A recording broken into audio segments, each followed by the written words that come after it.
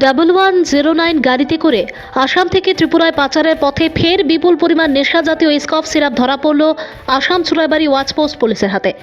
তবে এই কাণ্ডে পুলিশি তদন্তের আগেই অবস্থা বেগতিক দেখে গাড়ি ছেড়ে পালিয়ে ঘাটাঘা দেয় চালক। জানা যায়, শুক্রবার সকালে AS11DC 8746 নম্বরের একটি 6 চাকার নুডলস বোঝাই 1109 গাড়িটি অসম চুরাইবাড়ি পুলিশ চেক গেটে পৌঁছালে গাড়িটিতে যথারীতি তল্লাশি করে কর্তব্যরত পুলিশ। এতে বিভিন্ন সামগ্রীর আড়াল থেকে বিপুল পরিমাণ নেশা জাতীয় 18,100 বোতল স্কফ সিরাপ জব্দ হয়। ভানুচন্দ্রের রিপোর্ট, আসাম প্রাইম নেটওয়ার্ক। আমাৰ চুৰাইবাৰী ৱাচ পোষ্ট এৰিয়াত আমি এটা নাকা লগাওঁ। তাতে নাকাত আমি কিছুমান মানে ট্ৰাক তাতে ৰখা থাকোঁতে আমি এটা ট্ৰাক ডিটেক্ট কৰোঁ। তাৰ ট্ৰাকটোৰ নাম্বাৰ হ'লে AS11DC 8746।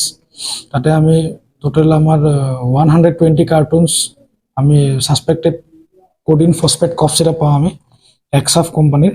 আৰু তাত 18,100 আমি বটল পাওঁ কোডিন কাফ চিৰাপৰ। এইটো কণ্ট্ৰাবেণ্ড হয়। আমাৰ এতিয়া এবেণ্ডন কণ্ডিশ্যন আছিলে, কোনো ড্ৰাইভাৰ নাছিলে, গাড়ীটো পাৰ্ক কৰা আছিলে। আমি কেছ ৰেজিষ্টাৰ কৰিছোঁ, আমাৰ ইনভেষ্টিগেশ্যন চলি আছে। আৰু যিটো ছাছপেক্টেড মানে আমি কণ্ট্ৰাবেণ্ড ধৰিছোঁ, এইটো মাৰ্কেট ভেলিউ এৰাউণ্ড 3 crores হ'ব।